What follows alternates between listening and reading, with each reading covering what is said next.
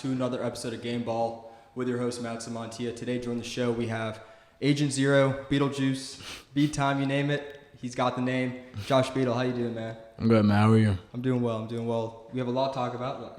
Obviously the season, big year, redshirting, recruitment process. I mean, you name it, we're talking about it. But first thing I do want to dive into is just this season, a lot of ups, not many downs. It's just been, honestly, watching Clemson.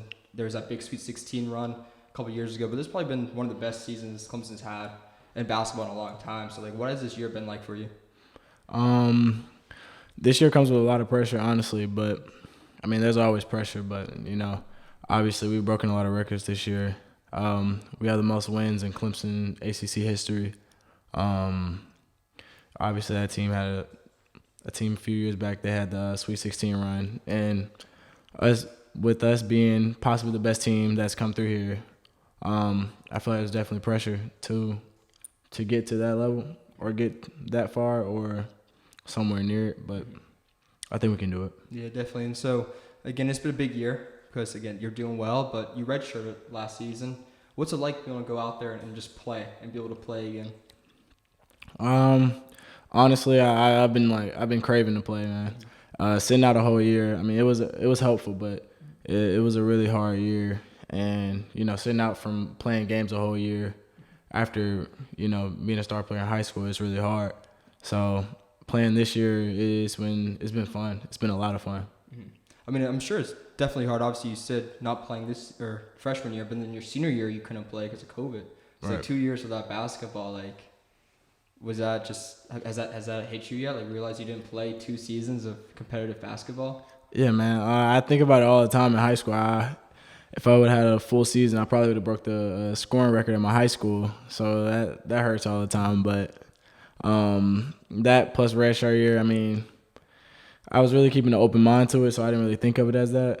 So, I mean, it wasn't really that hard to get through. Yeah, and another thing you missed out on your senior year was three-peat at Cardinal Newman. That would have been, back-to-back still very impressive, but right. Does that ever haunt you every once in a while? Yeah, it does a lot of times because I really hate to lose, so that haunts me a lot, really. Mm-hmm. Definitely. So, again, before we dive more into Clemson, I want to talk about the recruitment process. COVID was happening. A lot of just weird things were up in the air. You had 4 schools it came down to between Clemson, VCU, Furman, and I believe Wake. But, what was that recruitment process like, and why did you choose Clemson? The recruitment process was hard, honestly, because obviously I couldn't take any official visits. So doing that all online, it made it a lot harder. Mm-hmm. And choosing a school was it was kind of like a leap of faith because I didn't really get to see the ins and outs of it all and go to practices, see what campus is really like. So it was really a leap of faith going to Clemson, but I chose Clemson probably because it was a lot of things, My mom was really big on education. Obviously Clemson is a good educational school. Mm-hmm. And, the coach, talking to Coach Brownell, meeting some of the guys on the team, I felt comfortable. So, most of the time when you go through recruitment, you do your official visit with, a player.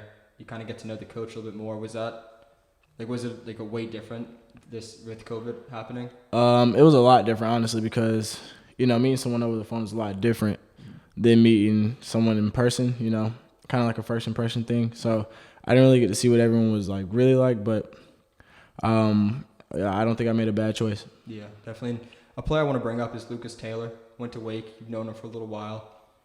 Were you surprised he didn't come to Clemson? Honestly, yeah. But I see where he came from, man. He talked about Hunter Tyson a little bit because obviously that would have been the same position. And you see the way Hunter Tyson's playing. So, I feel like Lucas probably made the best decision for him. And, the way Hunter Tyson's playing. But yeah. Lucas is still my guy. He's probably a player of the year, Hunter Tyson. Heck of a season right now. I agree. Yeah. So, with Lucas going to Wake, obviously you played Wake twice this season. What was it like just seeing him and talking to him and catching up on things?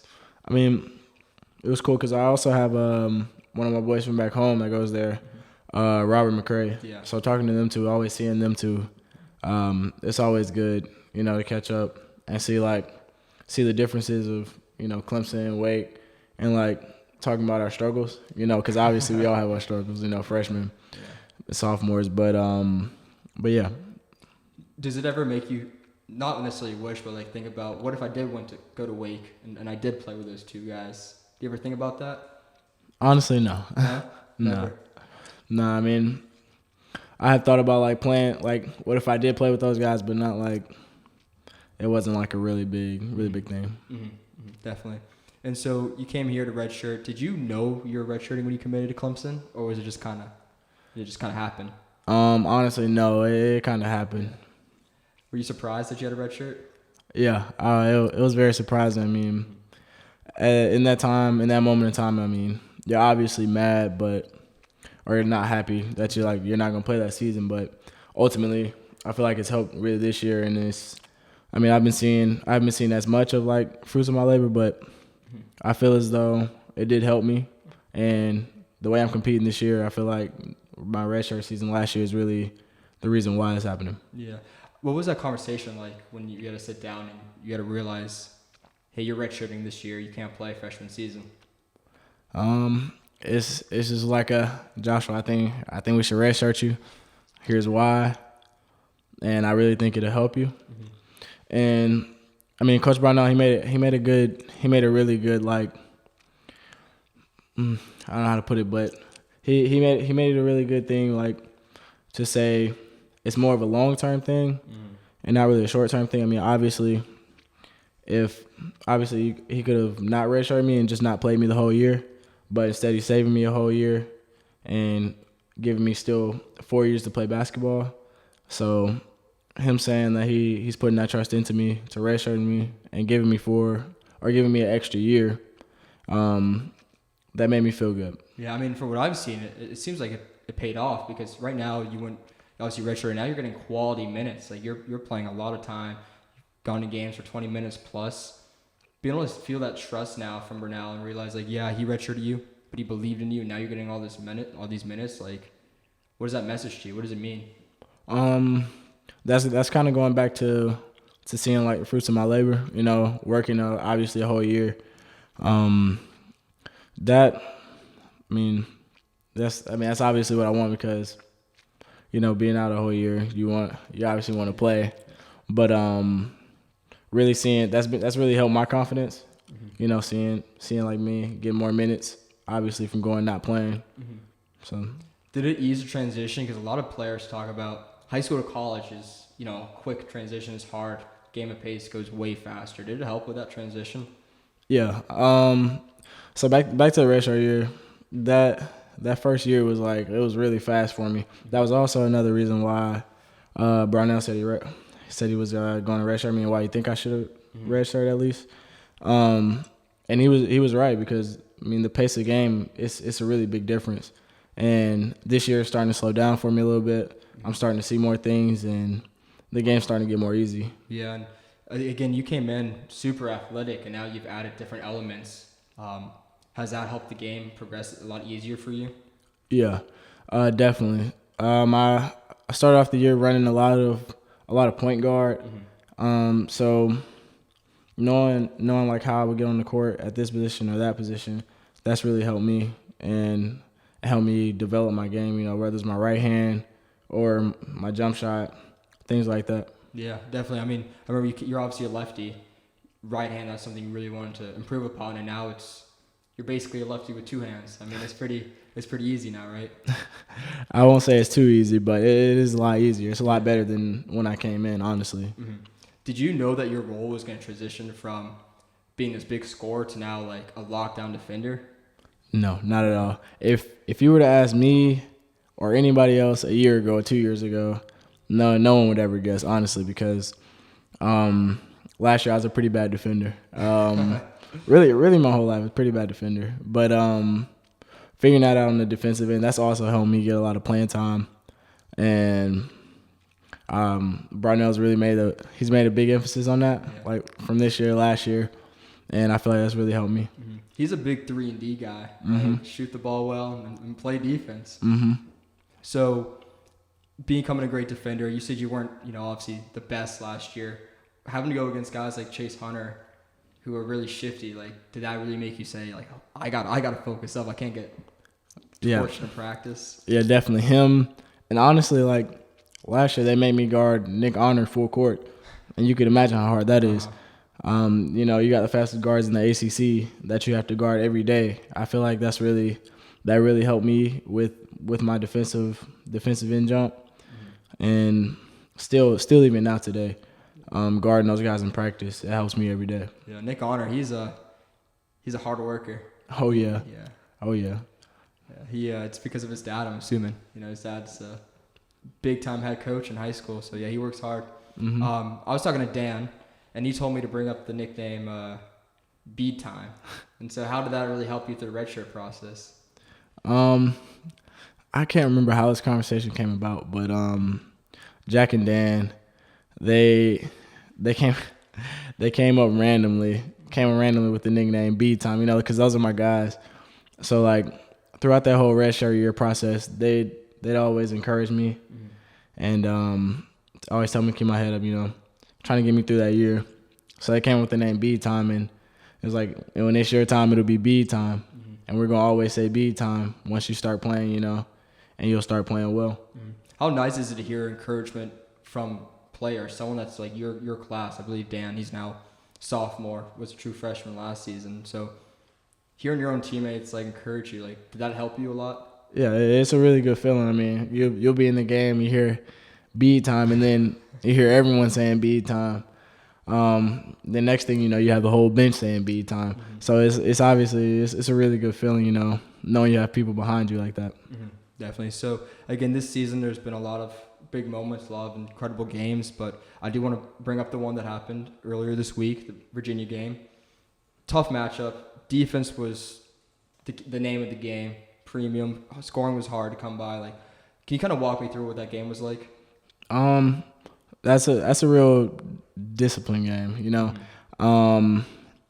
Obviously defense, but like you have to do all the things right, whether it's not turning the ball over, you know, executing, making sure you're making the right defensive plays, and like going through or following all the concepts that the coaches give you, and focusing on that. I feel like that was one of those games. It was a real detail focused game, and if you aren't locked into that, you're gonna have a really hard time. Yeah. So do you think because the discipline was the name of the game, do you think that's part of the reason why that game was a tough one to be in? Because it's not just running up and down, scoring. It's a lot more focus on each possession, half court type of offense. Yeah, and I'm sure Coach Brownell even said it in the press conference. I'm not sure what he said. I didn't watch it, but it's a lot different from obviously last game we played NC State, which is more of a free up and down game, and these guards are like completely opposite from each other. You know, NC State, you got players taking step back threes, you know, taking you one-on-one, trying to score every time.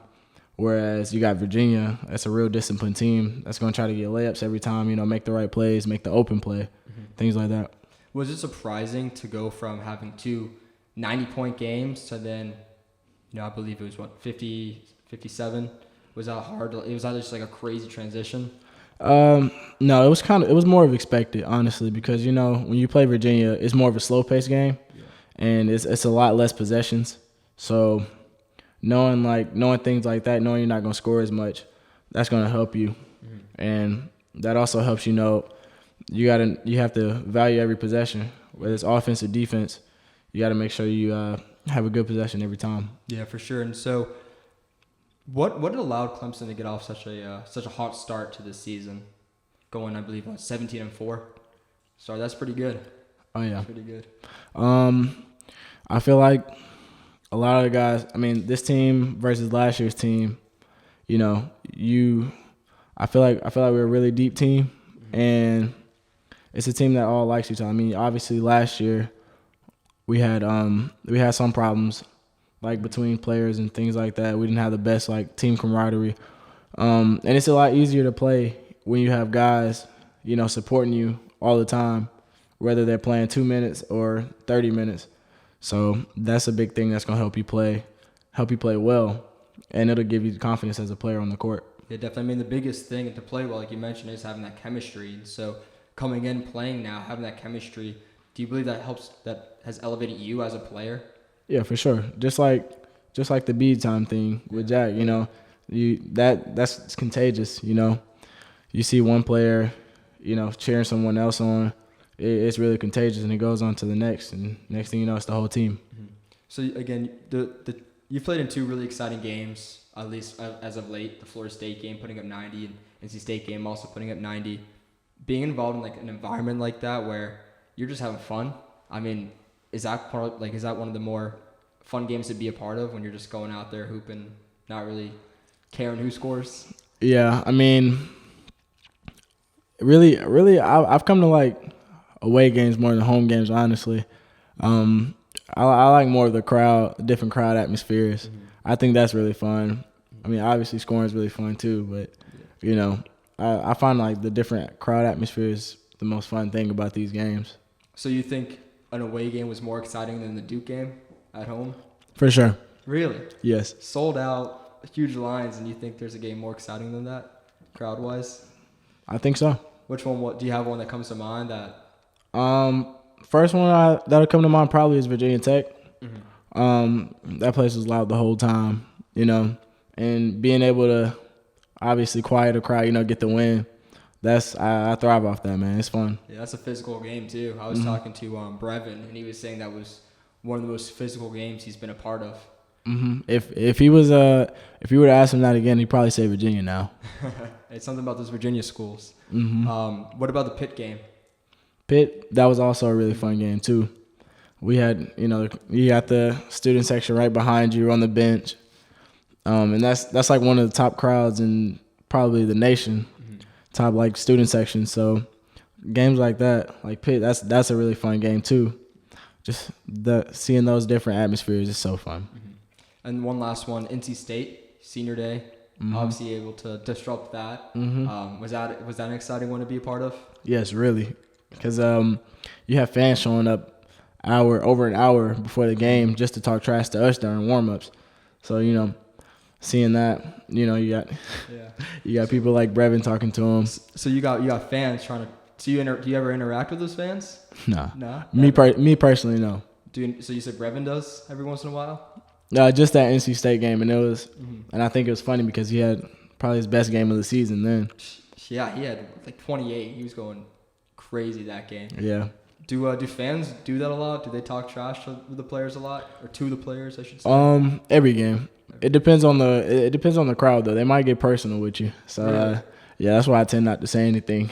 So do they bring they go into your Instagram or something and find little things about you? Yeah, man. You might hear them call your ex name out on the court or something, or call your mom's name or your sister's name, or say something about your personal life.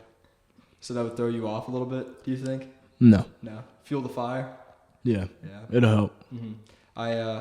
You went to the Notre Dame. You obviously didn't play, but I remember you guys played at Notre Dame last year, and I was talking to Jack, and he said that they had a whiteboard, and they were like heckling him the entire game. Mm-hmm. So I guess it does happen a lot, that fan hate. Oh yeah, and that game, Notre Dame was like right beside our bench, like literally right beside our bench. Oh, like the crowd?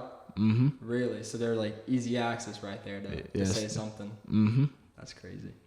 So speaking about Notre Dame's on the schedule. Last home game, last regular season game. What's the prep like? Because I don't want to say it's a must-win, but it is a big game for your aspirations. Yeah. Obviously, we haven't started practicing yet for that game, but preparation is knowing that we need to win that game. It's a must-win game, obviously, but it's also senior day, which is obviously a big game, for people like Hunter Tyson, Brevin, Obviously, they're graduate seniors, but this is their last home game. 7 years for Brevin. 7 years for Brevin. College, right? Finally done, but it's a must-win, and not only for the team, but for those guys too. To give them a big home game win to end their time at Littlejohn. Yeah. So, with the expectations high right now, needing to win, the fans want you to win. How do you cope with that, right? In terms of, do you ever think about all the pressure that's mounting on you, or does it just kind of you let it go? No, I mean, we as a team, and as a organization, we really focus on the thing, us, like us. It's just us. You know, when the season first started, obviously we weren't chosen to be as high in the ACC. I think we were 14th, chosen 14th in the ACC. And, you know, we had things like Rock the John where you had no fans come, you know, the first few games, not as many fans. But then you start winning, you got a lot of fans. I mean, the whole time, I mean, the whole team, your team is the only people that's really there the whole time. So why worry about the fans? Yeah. Is it important to have a strong fan base, though? Like, in the games that I've been, you know, I mean, recently, since the Louisville game, when you played at home against them, I felt like the crowds were really showing out. Like, does that just help you, you know, again, like fuel the fire a little bit more when they are coming out? Mm-hmm. It definitely gives you a boost to play, but still focusing on us. You know, obviously we love the fans. We love the fans coming out. We love a loud gym, but you know, things like ACC tournament, we won't have as many fans, so. You can't really always worry about the fans. Yeah. So again, I know you can't prepare for the ACC tournament, but having it be that winner go home games back to back, it's almost like a high school tournament, right? Mm-hmm. What do you think that will be like for the team?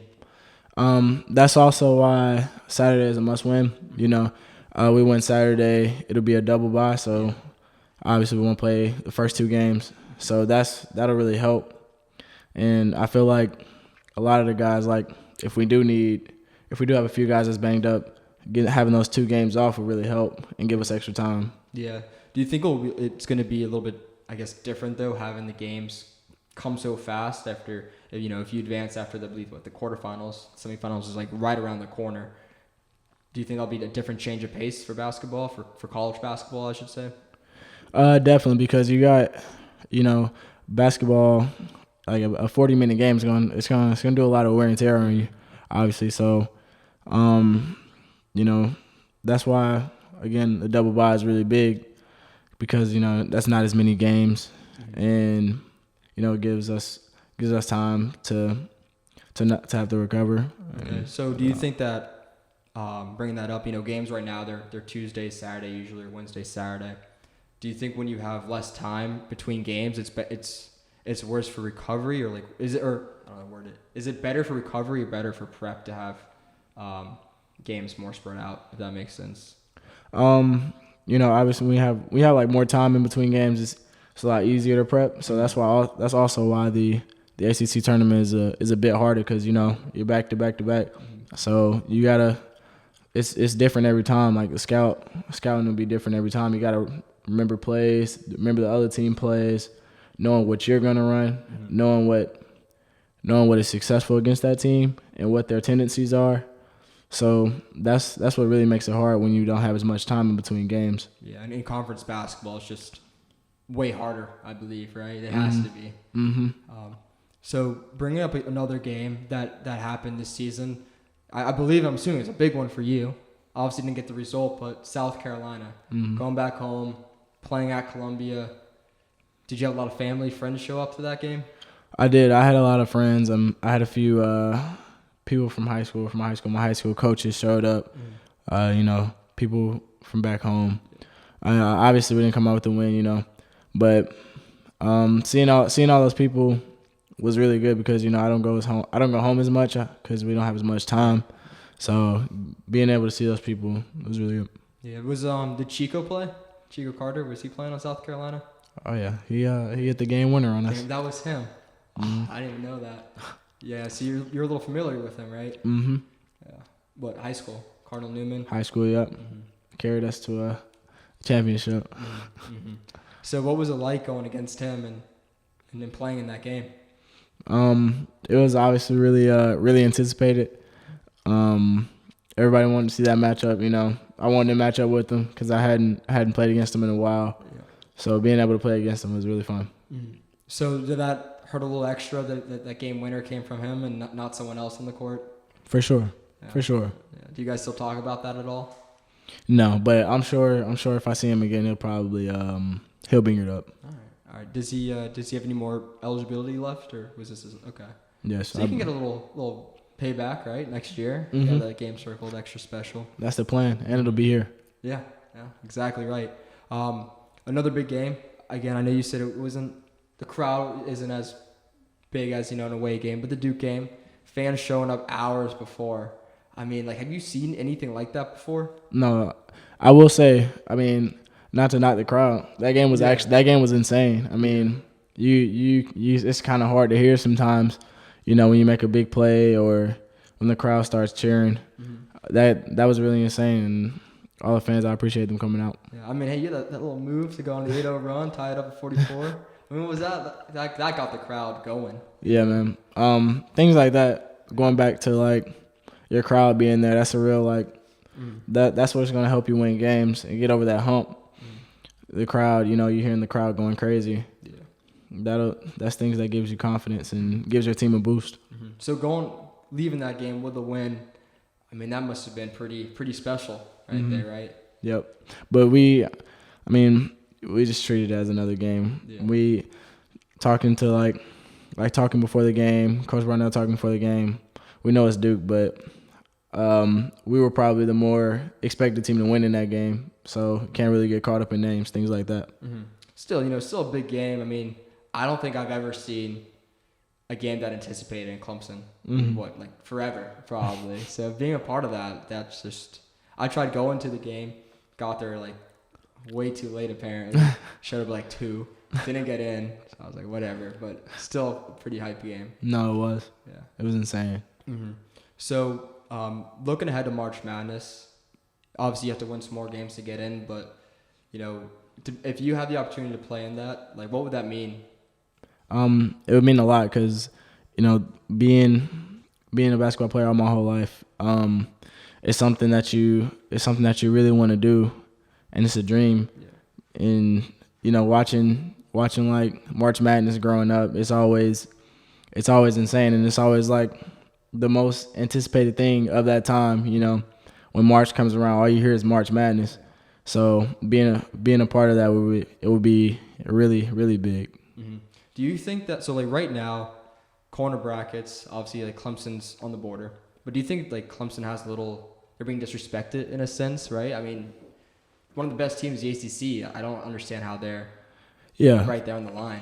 Yeah, we talk about this all the time for sure. We definitely do. Our net rank isn't really as high, but then that goes back to focusing on us, and the only thing you can do is just keep playing. You can't really change it.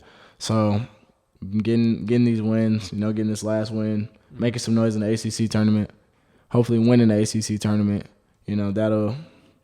I mean, at that point, it really won't matter. Mm-hmm. So, bringing up more just general questions about the ACC, who has been the toughest player you've had to go against this season? I probably have to go Appleby from Wake Forest. He fried me. Him or L. Ellis. Oh, they're tough, both of them. Yeah, those are probably the fastest guards in the ACC, and you're going head to head with them. And against Appleby, that was my first start because you had Chase out and Brevin out. That game that was a good learning game, but it wasn't the best game. Yeah, you fouled out that game. Mm-hmm. Was that could you believe that you fouled out that game? No.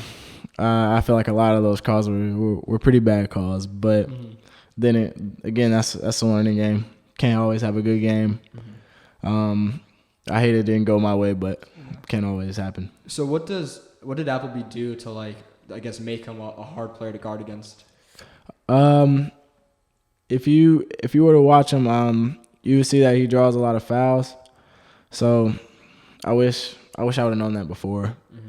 I probably should have watched a little bit more film on him. He draws a lot of fouls. I mean, I want to say against North Carolina, he had 20-something free throws. Seriously? Yeah, and had 30-something points. So that's crazy.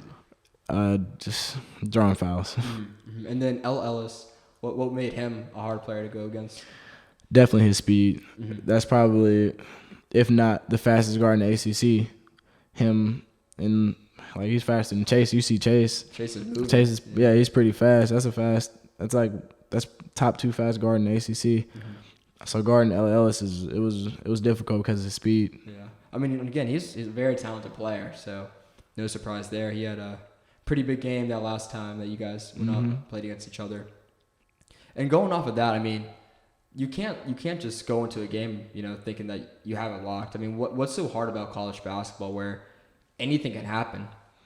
That part of it, knowing anything can happen. Louisville game, that was obviously supposed to be like really, you're supposed to win that game. Yeah. That's what's really the hardest thing. Being at the top of the ACC it's really easy to get complacent, and not really so much complacent, but you begin to not play as hard and not to focus on certain details that you used to when you weren't winning. So I feel like that's what's really the hardest. Yeah, for sure. And, a few more questions. I mean, bringing up all the players for Clemson that are doing really well right now, take a huge step. You look at the sheet, and you obviously first person you see is Hunter Tyson, right? Mm-hmm. Having a crazy season, 5th year. What have you seen from him? As someone on the team, what have you seen from him that's helped him just take his game to a whole new level? I mean, he's averaging almost a double-double with 16 points. He works, man. Every time I'm in the morning lifting or something, he'll be in the gym getting shots up. That kid stays in the gym, and I feel like he really deserves it. Seeing these past few years, obviously I haven't been here long, but he works really hard, and he really deserves it because he's always in the gym. Mm-hmm. Do you think that work ethic has rubbed off on you a little bit to be able to realize hey, to be that good, you have to prepare that well? Yeah, and even hearing it from him, I remember beginning of the season, we were talking, and he said this is probably the most he's ever seen a team work out, as individual players. He's never seen this many players in the gym as much. So that gives you a confidence to kind of keep working. And, obviously that's what makes us really good this year. And then being behind, Chase is a starter, one of a veteran on the team. How has he helped you grow as a player? Really probably the most thing is really what I've been struggling with, or what I used to struggle with, is decision making on court. He'll tell me when I'm making a play, what'll be open, this play should be open, this play will be open, and just things like that, making good reads, because obviously he's a really good passer, and he can facilitate the ball. So things like that. Yeah, one of the best guards in the league for sure. For sure. Yeah. Do you guys ever talk about how people try and maybe devalue him as a player in terms of, he might not be best? Not really, because we're always hyping him up. Yeah. Because he definitely is, if not the best guard in the ACC, and I truly believe that, and I think everybody else on the team believes that as well. I mean, his game is incredible because, like you said, he's fast, can move the ball well, athletic. I mean, he can shoot the ball too, and he can guard too. Yeah, he can guard. All around, really, really talented player. And that just speaks volumes to this Clemson team. Again, mentioning how right now on the edge, right? It's just right there, but it shouldn't feel like that. It's crazy to see how it's you have to win, right? Mm-hmm. But and then Coach Brunell, obviously there's rumors going around at the beginning of the season that were this make or break season. And it feels like he's answered them. You guys have answered those questions for him. But what is he like? What is he like as a player, or as a coach, and just being around him? I will say, first thing I will say, he breathes basketball. Mm-hmm. If you ever see him, or not even him, but he kind of rubs off on his coaching staff. They're always in the gym, whether it's watching film or, trying to figure out next game plan, next game scout, and even playing, he'll give us, scouting reports, obviously, and they're always to the T, of what these players' tendencies are, what defenses they'll run, what offenses they'll run, what should we run. Everything's always to a T, and I think that speaks really loud of him, because obviously he really breathes basketball, and I can tell he really loves it, and Barnell's a really good guy. He's a really good guy that loves basketball. Was there like a moment where I mean, obviously you said you see all the work he puts in, but was there ever like a moment where you've been around him and so like, man, like I'm glad he's my coach? Really just like thinking like after each win, we always talk about like what worked and like things like that. Mm-hmm. Just like after every win and seeing like his like scouting reports work, that things like it's insane. Mm-hmm. I heard that he's probably one of the best players or coaches, one of the best people I watch in film. I mean, obviously you're bringing it up, talking to Jack and Dan and Brevin, they all just spoke like they said he's probably one of the best players or coaches at scouting basketball there is, which is again, I guess you're right, speaks volumes to him as a coach. Mm-hmm. That's for sure. Yeah. So one more thing I want to bring up. I always talk to the guys about this. Pre-game fits, is that something that you like think about, or is it just showing up? It depends on how I'm feeling that day. Also the weather. Yeah, but Saturday, I mean, Saturday will be my birthday. Last home game of the season. Mm-hmm. I'll put something on, but Happy birthday, man. Come on. Thank you. I'm not like Brevin. He's got to drip every game. Yeah, Brevin's great. And Chauncey.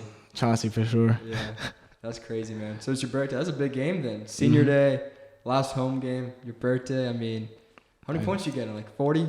Nah. You got to. A win. Yeah, a win. We'll get a win. You got to win. That's the biggest thing. Mm-hmm. For sure. Yeah, but yeah, pregame fits. I feel like that's like everyone always just thinks about it differently. I don't get it. I mean, they have all this drip, especially Brevin. It is crazy, man. It is crazy. No, it is. Yeah. So Josh, I mean, I appreciate you coming on. You got anything you want to say to wrap it up? You know, anything basketball related, not basketball related, anything at all?